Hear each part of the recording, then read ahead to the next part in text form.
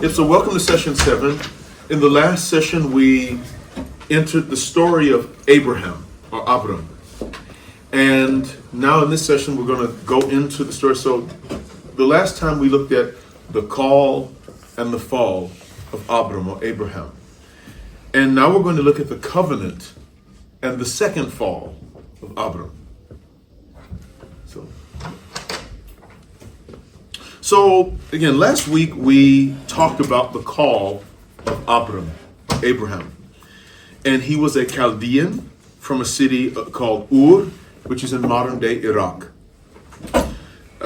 We also saw that Abram and his wife Sarai were living at this point when he gets called, they're living in a city called Haran. He is 74 years old. Sarai is 65, and they have no children.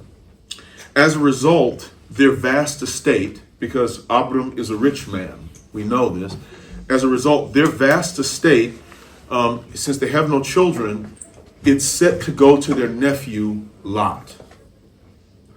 So, I come from a culture that is very hierarchical, every family, very clan-based, every family has its head, and so in my case, I'm the head of my branch of the family. If I had no children, then that headship and my estate, it would go to Maria, my estate, but the headship of the family would pass on to my brother's oldest son, so that it stays within the family. My brother has 5 sons, actually no, 4 sons. So it would pass on to my brother's oldest son, and then it would stay in the family. And so because Abram and Sarai don't have children, then it passes on to a nephew, Lot.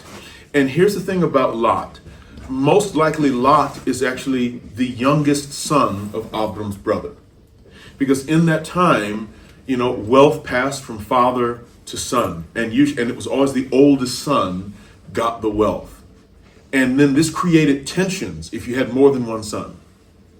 So the oldest brother gets everything, and then the youngest brother, usually gets nothing and has to make his own way in the world.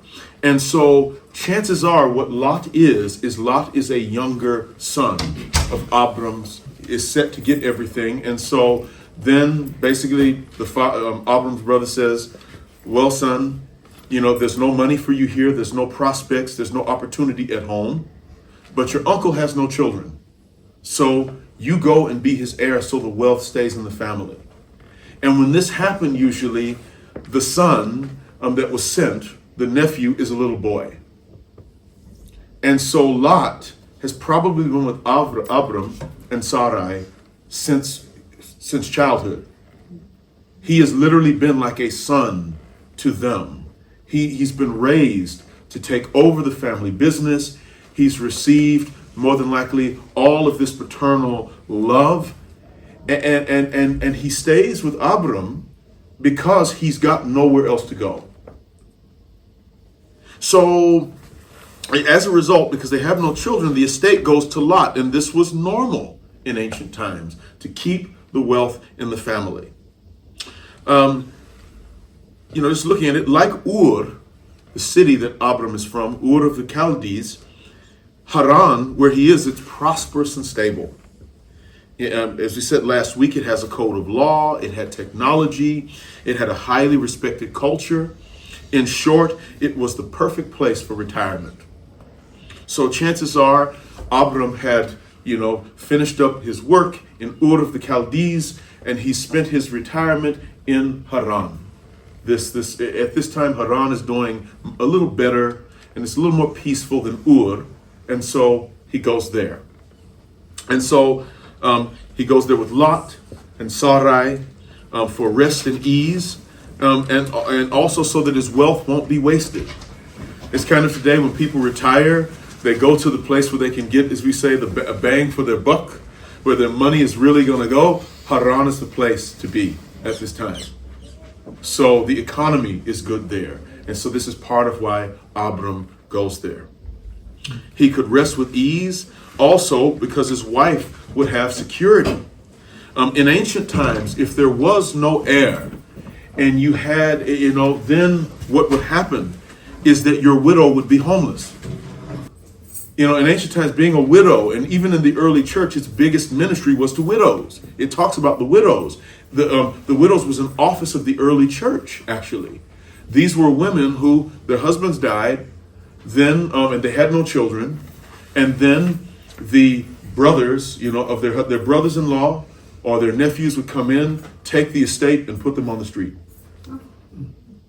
So having Lot there as his heir, and he's probably raised Lot since childhood, like a son, this is ultimate security for Abraham.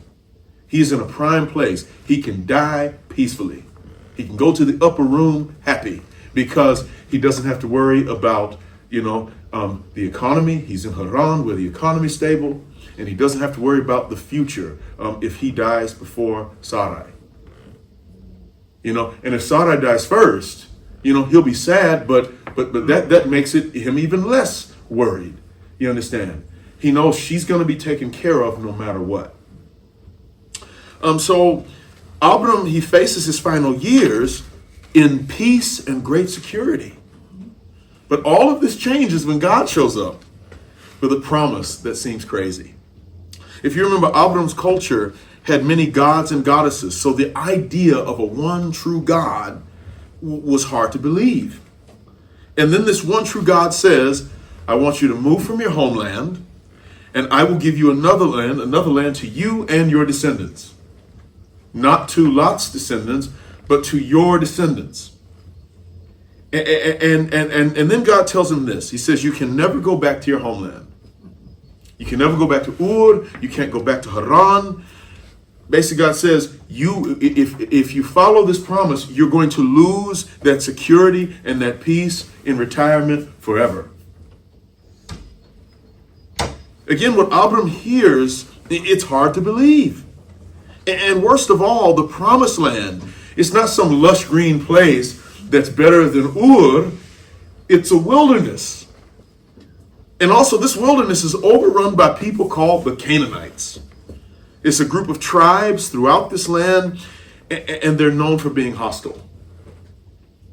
For a man like Abram, this move is foolish, and especially for a promise from a voice within his head, from an unknown, one true God.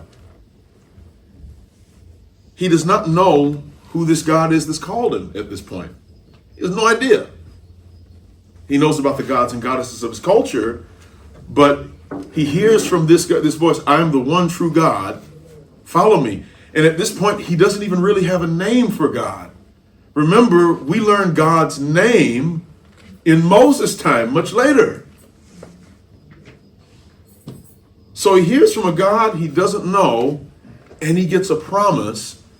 And if this were any of us, it'd be like, oh, well, time to go to visit the doctor. I'm hearing voices. And the voices are calling me to do something illogical and silly. Avram, what does he do? He doesn't know this God who calls him from comfort, but for some reason he leaves it all behind and he goes off into the wilderness. Now when Abram takes this call, it creates a problem for Lot. We overlook how, really what this does to Lot in the story. We never think about this.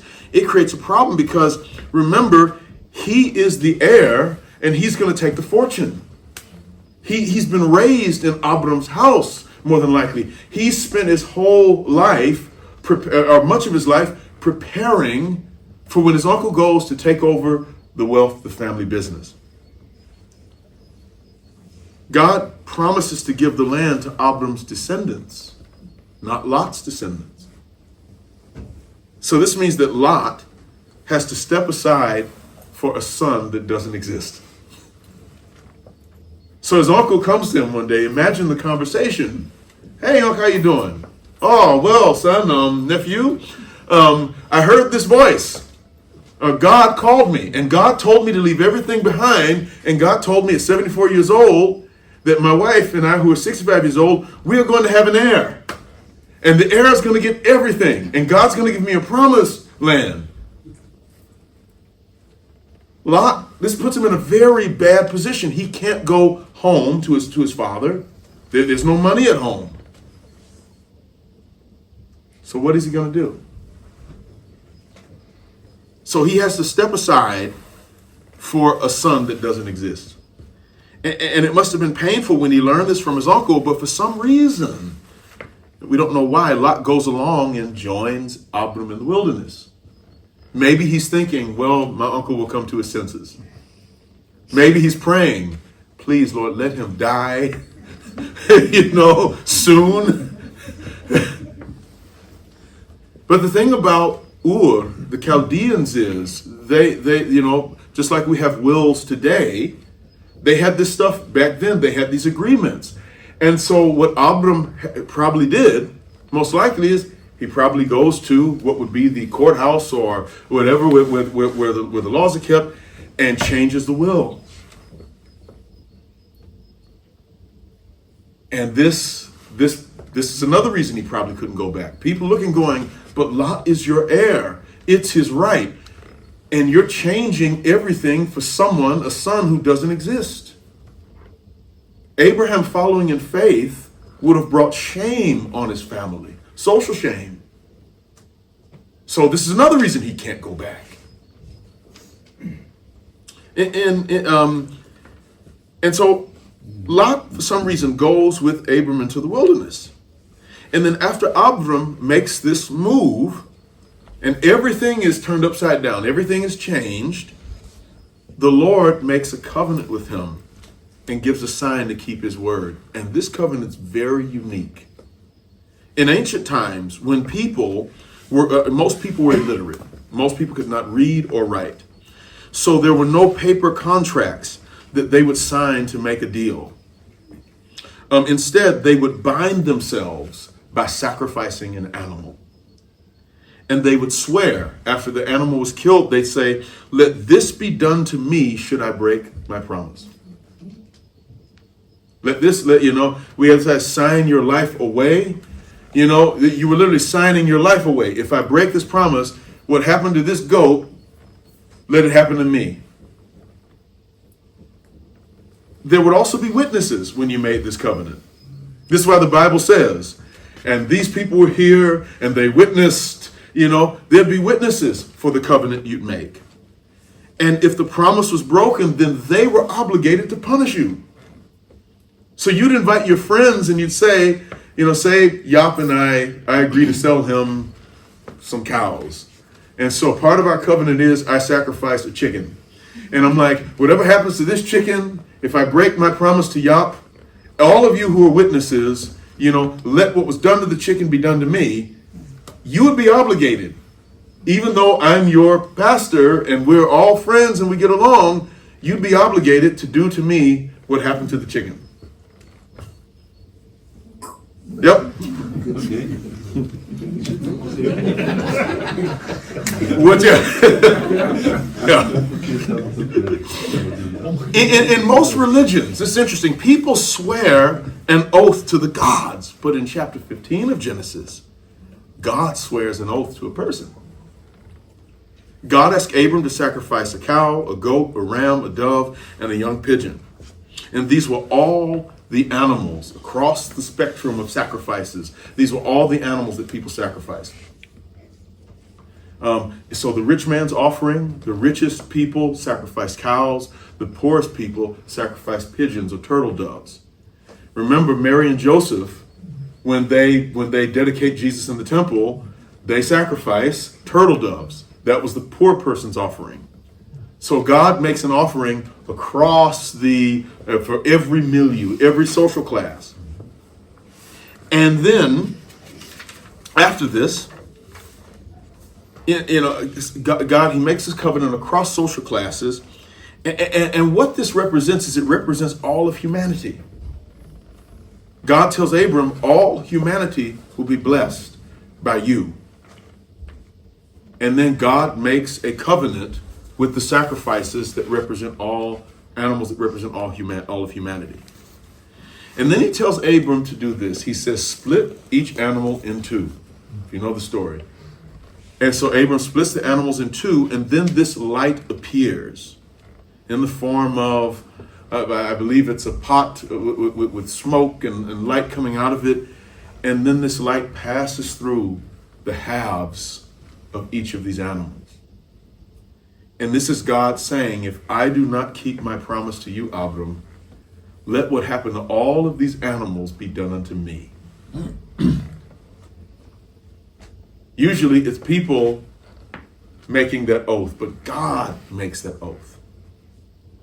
The light passes. You don't see this anywhere through Scripture. The light passes through the halves of these animals, split into this gruesome thing. And it's God saying, if I don't keep my promise to you and your descendants, Abram, let what is done to these animals be done unto me.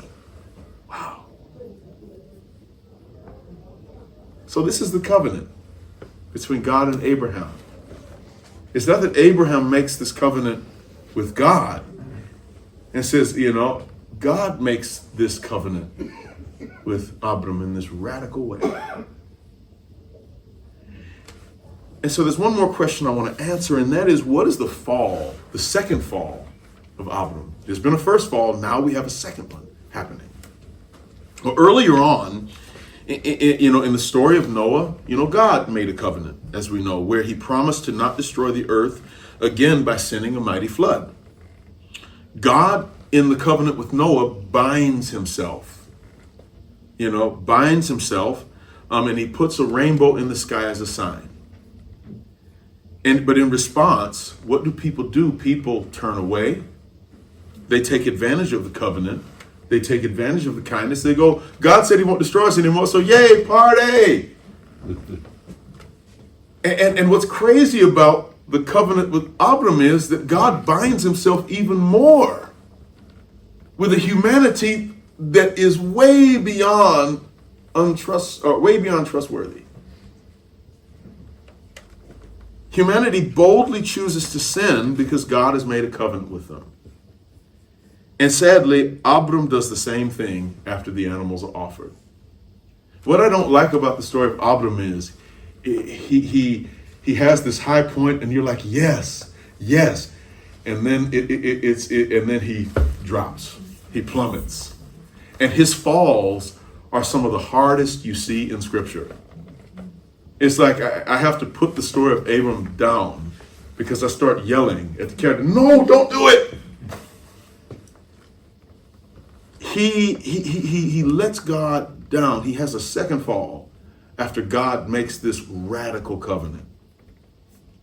After God says, let me be killed if I fail to keep my promise, God had bound himself again by passing through these animals, through these carcasses. God binds himself even more than he did with the rainbow and Noah.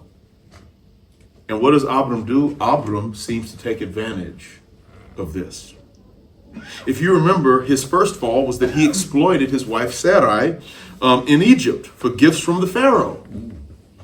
Well, later on in chapter 20, he exploits her again. He plays the same game with another king. This time it's King Abimelech, and Abimelech is a king of the Philistines. The Philistines are different from the Canaanites. They're most likely Greeks who came and settled in the region. We call them they're called the sea people for this reason. They sailed in from perhaps Crete and Greece, and they took over. And so so chances are the Philistines haven't been there that long. They're the new people on the block. And so he goes to take advantage of them. He goes to Abimelech's, King Abimelech's region. And when Abimelech sees Sarai, he falls in love with her. And so just like Pharaoh, Abram tells the king that they are brother and sister. And he tells Sarah, he says, if he asks who you are, don't say you're my wife, say you're my sister. And she was his half-sister. It's true, but when Abimelech tries to marry her, the Lord punishes his house. He punishes everybody. None of the women in this house can get pregnant. He punishes all the daughters, granddaughters, everybody, specifically the women. And to be clear, this punishment, it's an act of grace because it's meant to rescue Sarai. Once you're in the king's house as a woman, there is no coming out. Something supernatural has to happen to make the king change his mind. And so the wedding is just around the corner. Abram's getting gifts and he's negotiating. He's in too deep and he can't rescue Sarai. And you think he would have learned his lesson in Egypt. And he's doing it all over again. Stupid. And so God has to come in and do a crazy supernatural thing to get her out.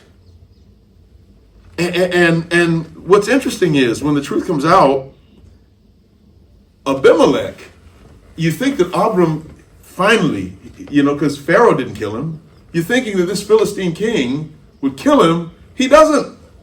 He's more generous than the Pharaoh. He gives Abram he gives him 1,000 shekels, which is over 1 million euros today. Pays him off. And Abimelech does this to show that Sarai is innocent. This indicates, because there are some scholars who say, well, she was in on it. No, she had no choice. He is exploiting his wife. And so Abimelech says she knew nothing about this. So this is why he pays. When a king would pay that much money in this case, it was to show that the woman is innocent. So he gives Abram pretty much $1 million or 1 million euros. And Pharaoh, gave him a lot of money. And then Pharaoh said, now go and never come back. Leave my land. I don't want to see you again. Abimelech gives him 1 million euros. And then he says, my land is before you. Live wherever you want. Just don't live with me. He gives him land. It's crazy. This man has brought the wrath of God on your kingdom, hurt all of the women in your family, and you pay him off and you give him land. And then Abram falls a second time. But just like before, he's shown grace, he's shown a favor he doesn't deserve. And God keeps his promise. And despite all of the dysfunction in the story, and I keep repeating this, God does not say anywhere that creation is no longer good. Even with Abram's gross disrespect of this deep covenant, the creation is still good in his sight. A theory, and before the question is answered, is we're wondering, why is Abram doing this? One theory is that he's trying to make it up to Lot. Because he fully believes this promise, but then he goes, but how am I going to take care of my nephew? Lot has lost everything. So there's the idea that he's maybe trying to set Lot up. This is the most likely, one of the most logical theories. So, he uses Sarai to exploit these kings and then gets the money, and he's building up a nest egg for Lot. And then if you remember later on, when they go to the land, he says, Lot, what piece do you want? And he lets Lot take what seems to be the best. He does this, I think, because he knows that by following this promise of God, his nephew, it's not fair. And so this is where if you follow that theory, it gives you a little grace with Abram, because he's trying to be fair, but he just keeps making things worse. So that's all for today. Any questions or comments? I don't know the story about the separation of this sacrifice. Where is this? In chapter 15 of Genesis. Yeah. And God passed through it. Yep. The light. Yep. That's the Lord. Yep. It's the Lord. Okay. Thank you. Okay. Thank you. Okay. Well, thank you for coming, and God bless you.